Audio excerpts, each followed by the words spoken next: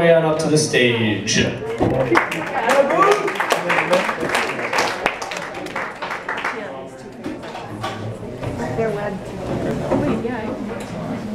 middle finger. Yeah, put your middle finger in. Oh yeah, you can. Tori can. Now is the safe time to go to the bathroom.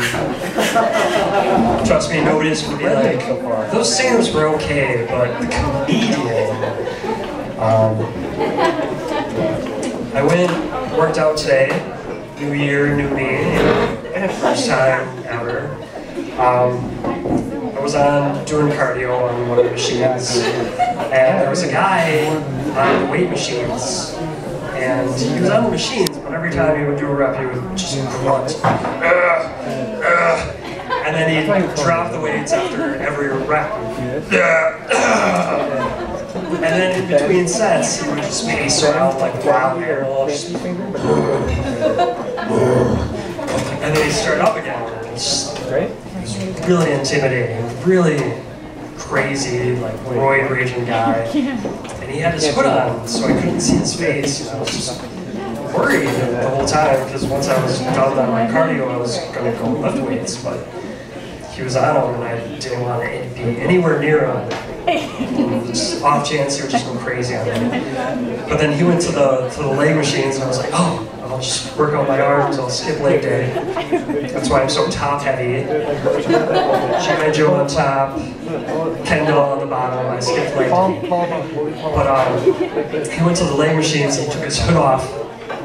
He looked exactly like Carrot Top. And then I wasn't intimidated by him at all. It was just, I still couldn't look at him, I still couldn't be anywhere near him, because I figured I would burst out laughing at the first thought of him. I kept expecting him to reach into a bag of props and just be like, I've got a bellows here, I'm going to start pumping iron. And I just was like, no, I can't take this guy seriously anymore, he's just too goofy looking. I got into a fight with my wife over the holidays.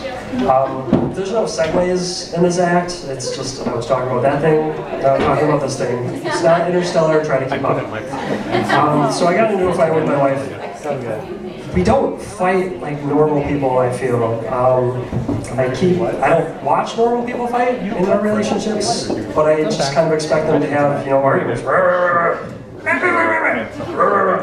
And my wife and I don't do that. We don't do the back and forth.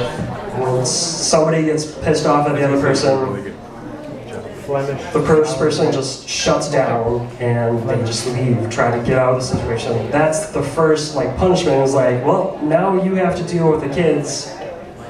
Screw you, buddy. So I made her mad, she left, I had to deal with the kids.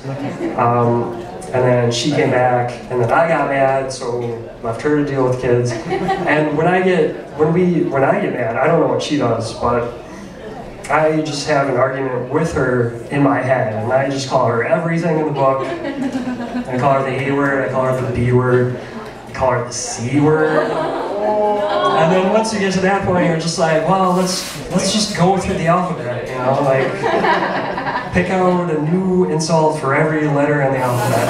And usually by the time you get up there, you're just running out of options. You're scraping the bottom of the barrel. And I just start picking out words that sound bad. I don't know what they mean. It's just like, you're a stupid quart. I've heard that word before. It sounds terrible. I don't know what it means. You say stupid in front of it. Yeah, that's a good insult. Okay. And then by that time, it's like 30 minutes later, and I'm just like, oh, okay, yeah, I'm not mad anymore. I might as well just browse Reddit and see what's up. I don't want to talk to her right now. But by the next day, I'll go through the argument in my head. There's only like 3 things that I really would want to say to her. Everything else I would just regret saying. So, I'll just go up and just be like, honey, I'm really sorry. You were right. I was wrong.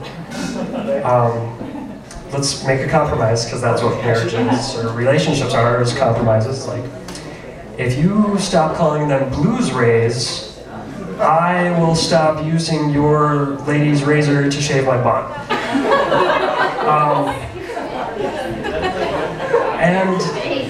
that's the worst thing, is that like everything that she gets mad at me for is totally legitimate. Everything that I get mad at her for is just really stupid and just really kind of dumb. It's the worst things imaginable. Like, you don't even see that stuff on sitcoms, because if somebody had pitched that idea on a sitcom, they would just be like, no, you're fired, you're a terrible writer. Who would get mad at the other person for calling it a blues ray? But no, like, one day she was drinking out of one of my mugs. Like, she's like, oh, hey, honey. And I was thinking, like, is that my Darth Vader mug? Is she drinking tea out of my Darth Vader mug? Bitch. She's drinking tea out of my Darth Vader mug. She knows it's my mug. There's only one Darth Vader mug. It's shaped like its head. And then I was just like, well, you know, the next time she makes us a nice meal, she spends all day cooking. And the next time she's like super proud of it. She's like, oh, I really like this. What do you think? I'll just be like, yeah, I don't know. What do you think? Oh, I really like it. Next time I might try more turmeric. Yeah, more turmeric. I think it'll taste like shit. And that's how we get into our arguments.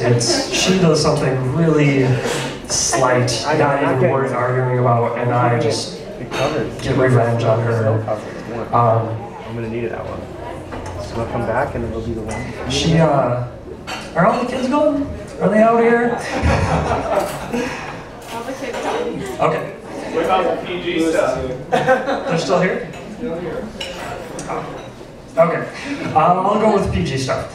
So, I just wanted to say, like, if anybody ever wants to talk to me before or after a show and they approach me, just be prepared for me not to act like a normal person.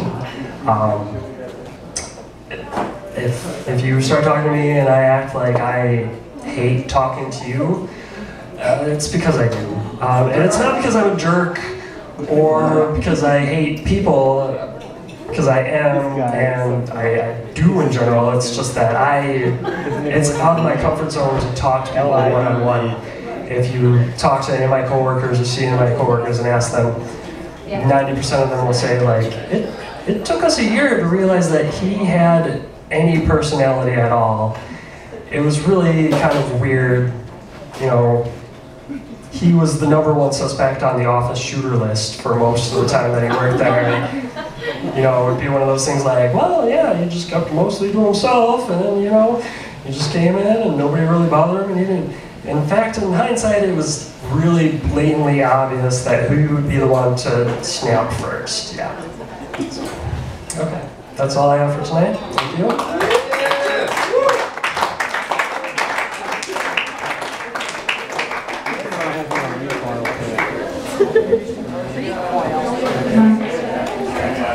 Pretty